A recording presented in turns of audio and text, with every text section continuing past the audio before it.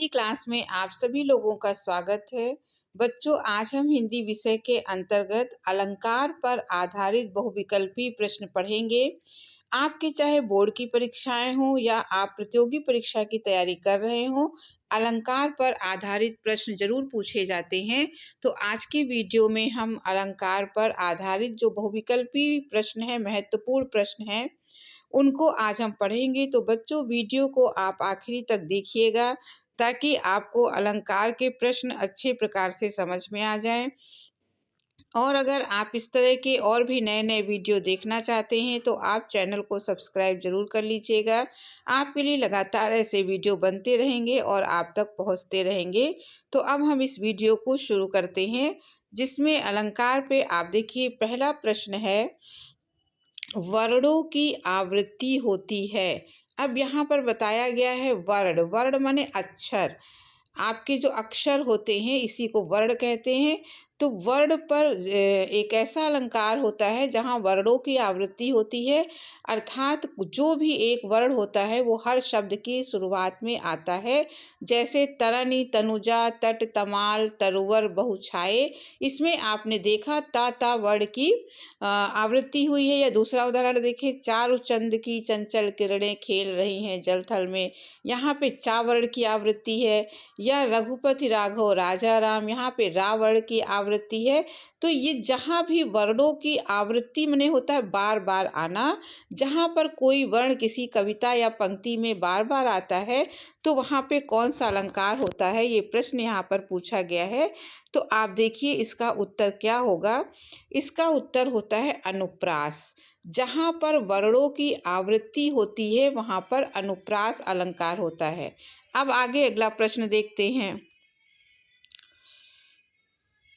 आगे का हमारा जो दूसरा प्रश्न है, ऊधो जोग जोग हम नाही में अलंकार है। एक पंक्ति दी गई है, ऊधो जोग जोग हम नाही। देखिए यहाँ जोग जोग शब्द दो बार आया है। तो एक अलंकार हमने पढ़ा है ऐसा जिसमें कोई शब्द दो या दो से अधिक बार आए लेकिन उसके अर्थ अलग अलग हों, तो वहाँ पर कौन सा अलंकार होगा। देखिए वहाँ अनुप्रास नहीं होगा, श्लेष नहीं होगा, उत्प्रेक्षा नहीं होगा, वहाँ पर होगा यमक अलंकार। तो ऊधो जोग जोग हम नाही में आपका जो उत्तर सही होगा वो होगा यमक अलंकार का। अगला हम देखते हैं, तीसरे प्रश्न को देखते हैं। तो तीसरा प्रश्न हमारा है, मुख मयंक सम मंजु मनोहर में अलंकार है। तो आप देखते हैं मुख मयंक सम, इसका अगर अर्थ आप लगाइए तो मुख जो है वो मयंक माने चंद्रमा के समान, मंजु मनोहर माने सुंदर है। मुख चंद्रमा के समान सुंदर है। तो यहाँ जो सम है, सम एक समता सूचक शब्द है और ये उपमा अलंकार में होता है। तो इसका जो उत्तर है वो उपमा अलंकार होगा। उपमा अलंकार क्या होता है, जहाँ पर किसी दो वस्तुओं में इतनी समानता होती है कि समानता सूचक शब्द के साथ उसकी तुलना, किसी व्यक्ति या वस्तु की तुलना किसी दूसरे व्यक्ति या वस्तु से की जाती है, तो वहाँ पर बच्चों उपमा अलंकार होता है। तो यहाँ पर मुख मयंक सम मंजु मनोहर, तो यहाँ पर मुख की जो तुलना है वो चंद्रमा से की गई है, तो यहाँ पर उपमा अलंकार होगा। आगे देखते, उपमेय में उपमान की संभावना किस अलंकार में होती है। आपने अलंकारों में उपमेय और उपमान पढ़ा होगा। उपमेय जिसकी तुलना की जाती है और उपमान जिससे की जाती है उसको उपमान कहते हैं, और जिसकी तुलना करते हैं उसको उपमेय कहा जाता है। तो उपमेय में उपमान की संभावना, तो हमारा अलंकार एक होता है, न इसमें संदेह सही होगा न भ्रांतिमान, इसका सही होगा उत्प्रेक्षा अलंकार। उत्प्रेक्षा अलंकार में किसी उपमेय में उपमान की संभावना कर ली जाती है। तो जहाँ पर उपमेय में उपमान की संभावना की जाए वहाँ पर आप ध्यान रखिएगा कि उत्प्रेक्षा अलंकार होता है। जैसे सोहत ओढ़े पीत पट श्याम सलोने गात, मनो नीलमण सैल पर आतप पर्यो प्रभात।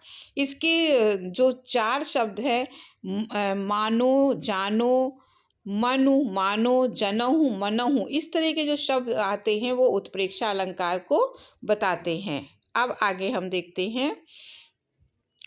अगला प्रश्न आपका पांचवा आता है, उपमेय में उपमान का भ्रम किस अलंकार में होता है? तो आप इस शब्द पर ध्यान दीजिए, भ्रम। उपमेय में उपमान का भ्रम किस अलंकार में होता है? तो आप देखिए, भ्रम आपको सीधे पहले भ्रांतिमान में मिल जाएगा। आप भ्रम को अगर भ्रांतिमान से मिला लेंगे तो भी आपको सही उत्तर मिल जाएगा। तो भ्रांतिमान अलंकार में एक वस्तु में दूसरी वस्तु का भ्रम हो जाता है। वस्तु कुछ और होती है लेकिन भ्रमवश हम उसको दूसरा समझ लेते हैं, जैसे रस्सी को सांप समझ लेना। तो इस तरीके से भ्रांतिमान अलंकार इसमें होगा। चरण कमल बंदो हरिराई में अलंकार है। तो आप इसमें चरण कमल को ध्यान दीजिए, चरण रूपी कमल। तो यहाँ पर अगर बीच में आयजन लगा है, दोनों के बीच में, चरण और कमल के बीच में, जब हम इसका अर्थ लगाएंगे तो चरण रूपी कमल माने चरण को ही कमल मान लिया गया है। तो यहाँ पर आपका रूपक अलंकार होगा, चरण रूपी कमल। तो यहाँ आपका रूपक अलंकार सही है।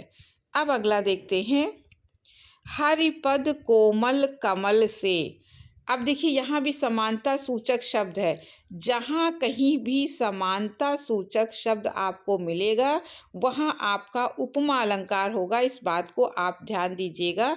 तो हरिपद कोमल कमल से, इस अगर कविता का अर्थ देखें तो भगवान के जो पैर हैं वो कमल के समान कोमल है, और से इसका जो है समानता सूचक शब्द है।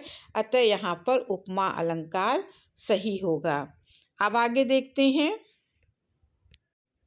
अब इस प्रश्न में आप देखिए, बनन में, बागन में, बगरियो बसंत है। आप देखिए, जितने भी शब्द हैं हर शब्द बा वर्ण से शुरू हो रहा है। बनन में, बागन में, बगरियो बसंत है। तो यहाँ पे कौन सा अलंकार होगा? हमने पहले ही प्रश्न में पढ़ा था कि जहाँ पर किसी वर्ण की बार बार आवृत्ति होती, माने कोई वर्ण बार बार आता है, तो यहाँ पर आप देख रहे हैं कि बा वर्ण बार बार आया है। तो यहाँ पे अनुप्रास अलंकार होगा। अनुप्रास अलंकार में कोई भी वर्ण किसी भी कविता की पंक्ति में बार बार पूछा जाता है, तो यहाँ अनुप्रास होगा। अगला, निम्न में से शब्दालंकार कौन सा है? देखिए, अलंकार दो प्रकार के होते हैं। एक शब्दा अलंकार होता है और एक अर्थालंकार होता है। दूसरा होता है आपका अर्थालंकार। तो इसमें आपसे पूछा गया, इसमें शब्दालंकार, तो शब्दालंकार अलंकार जो होते हैं वो तीन होते हैं। अनुप्रास, आपका अनुप्रास होता है, यमक होता है और श्लेष होता है। उसके बाद जब आपके आते हैं तो शब्दा अलंकार होते हैं। तो इसमें से आपको शब्दा अलंकार पूछा गया है। तो देखिए, यहाँ रूपक दिया है, यहाँ यमक दिया है, व्यतिरेक दिया, प्रतीप दिया है। तो रूपक, व्यतिरेक और प्रतीप जो है ये गलत है। आपका यहाँ पर उत्तर यमक सही होगा। यमक यहाँ पर शब्दालंकार है। अब अगले प्रश्न पर आते हैं। आगे देखिए, आपका दिया गया है, उपमान और उपमेय का अभेद आरोप कहलाता है। अभी ऊपर पढ़ा था, जहाँ उपमान और उपमेय में कोई भेद ना रह जाए। भेद माने अभेद या भेद रहित आरोप जहाँ पर होता है, तो आप इसे ध्यान दीजिएगा, वो रूपक अलंकार में होता है। जहाँ हमने अभी पढ़ा था चरण कमल, चरण रूपी कमल, तो वहाँ उपमेय को ही उपमान मान लिया जाता है। तो ये रूपक अलंकार में होता है। अगला देखिए, जहाँ बिना कारण के कार्य हो वहाँ अलंकार होता है।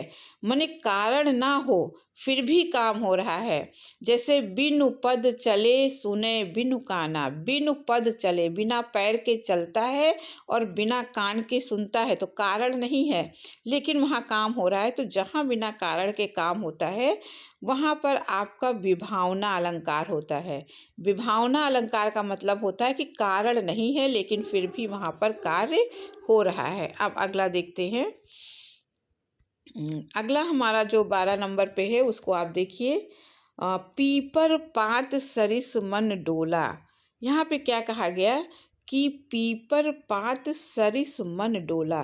पीपल के पत्ते के समान मन जो है वो डोल रहा है। तो यहाँ सरिस देखिए, आपका ये समानता सूचक शब्द है, और अभी हम ऊपर पढ़ चुके हैं कि समानता सूचक शब्दों में हमेशा उपमा अलंकार होता है। तो यहाँ पर उपमा अलंकार सही है।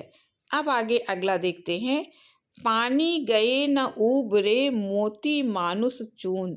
इसकी पहली पंक्ति है, रहीमन पानी राखिए बिन पानी सब सून, पानी गए न उबरे मोती मानुष चून। अब देखिए दूसरी पंक्ति में पानी शब्द एक बार आया है, लेकिन मोती के अर्थ में, मनुष्य के अर्थ में और चूने के अर्थ में पानी के तीनों अलग अलग अर्थ हैं। जैसे मोती के अर्थ में मोती का पानी चमक, मनुष्य का पानी जो है उसकी इज्जत, और चूने का पानी जो है जल। तो ये पानी एक शब्द है, लेकिन उसके यहाँ पर तीन अर्थ लिए गए हैं। तो जहाँ पर कोई शब्द एक बार आता है लेकिन उसके एक से ज़्यादा अर्थ होते हैं, वहाँ पर श्लेष अलंकार होता है। तो इसका मतलब यहाँ पर श्लेष अलंकार बिल्कुल सही है। अगला हम अगर उदाहरण देखें तो 3 बेर खाती थी वे 3 बेर खाती है। अब इस पे आप ध्यान दीजिएगा, ये जो पंक्ति 3 बेर खाती थी वे 3 बेर खाती है। अब इसमें देखिए बेर शब्द 2 बार आया, एक यहाँ पर आया है और एक यहाँ पर आया है। तो दोनों बेर तो एक ही हैं, लेकिन दोनों के अर्थ अलग अलग हैं। 3 बेर खाती थी माने वो 3 बार खाना खाती थी, और वो 3 बार खाती थी, और 3 बेर, और बेर आपको पता है कि एक फल है, बेर एक फल है। तो वो बेर फल जो है वो 3 बेर खाती थी, और 3 बेर माने 3 बार में वो 3-3 फल खाती थी बेर का। तो इसका मतलब यहाँ बेर शब्द 2 बार आया है, दोनों के अर्थ अलग हैं। तो यहाँ पर आपका यमक अलंकार होगा, जो बिल्कुल सही है। अब आगे देखते हैं, निम्न में से कौन सा अर्थालंकार है। अभी हमने शब्दालंकार ऊपर आपको बताया था कि शब्दालंकार होता है अनुप्रास, यमक और श्लेष में, और इधर आपका ये अर्थालंकार कहाँ पे आ जाएगा। देखिए अनुप्रास है, यमक है, श्लेष है। तो जो रूपक आपका अलंकार है वो आपका अर्थालंकार आएगा। रूपक अलंकार माने अर्थ में अलंकार होता है, और शब्दालंकार में शब्दों में अलंकार होता है। तो यहाँ पे रूपक जो है वो बिल्कुल सही है। अब आगे देखते हैं, अगला देखिए आपका जो उदाहरण है, भारत के सम भारत है। भारत के सम भारत है माने जहाँ पर उपमेय की तुलना करनी हो, लेकिन उपमेय के समान कोई उपमान नहीं मिलता है, तो उसकी तुलना उसी से, उपमेय की तुलना उपमेय को ही उपमान बना दिया जाता है। तो भारत के समान कौन है, भारत है। माने भारत के समान कोई दूसरा तुलना करने को नहीं मिला, तो यहाँ ये कह दिया गया कि भारत के सम भारत हैं। तो यहाँ पर होता है अनन्वय अलंकार। जैसे सीता है, सीता का अगर सुंदरता बतानी है तो कवि को अगर सीता के समान कोई सुंदर नारी नहीं मिलती है तुलना करने के लिए, तो वो कह देगा सीता के समान सीता है, राम के समान स्वयं राम है। तो वहाँ पर अनन्वय माने अगर अन्य कोई आपको उपमान नहीं मिलता है तो फिर वो अनन्वय अलंकार के अंतर्गत आता है। अब आगे अगला प्रश्न देखते हैं, काली घटा का घमंड घटा। अब देखिए इसमें काली घटा 2 बार आया है। घटा शब्द आपका देखेंगे 2 बार आया है, और दोनों बार घटा शब्द के अर्थ अलग हैं।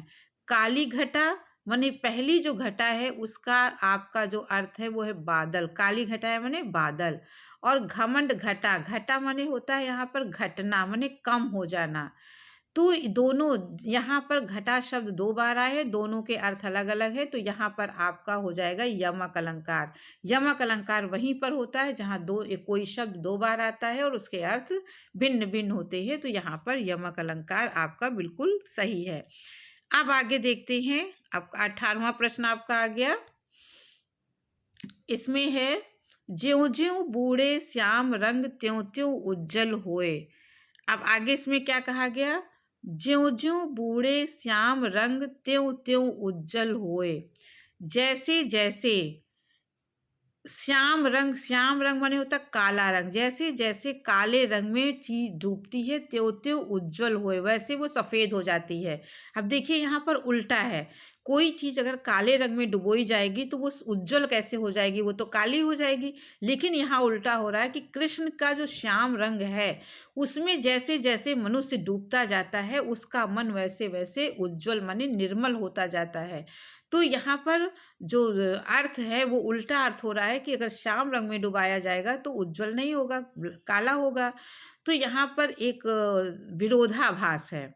कौन सा अलंकार होगा? यहाँ पर अलंकार होगा विरोधाभास अलंकार, कि दोनों में विरोध है। अब अगला देखते हैं। तरनि तनुजा तट तमाल तरुवर बहु छाए। अब यहाँ पर आप देख सकते हैं कि तरनि तनुजा तट तमाल तरुवर बहु छाए, शुरू के जितने भी आपके शब्द हैं सब ता से शुरुआत हो रही है। इसके मतलब ता वर्ण जो है उसकी यहाँ पर आवृत्ति की गई है।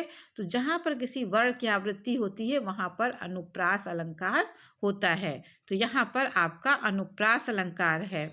अगला देखिए, बालधि विशाल विकराल ज्वाल जाल मानो।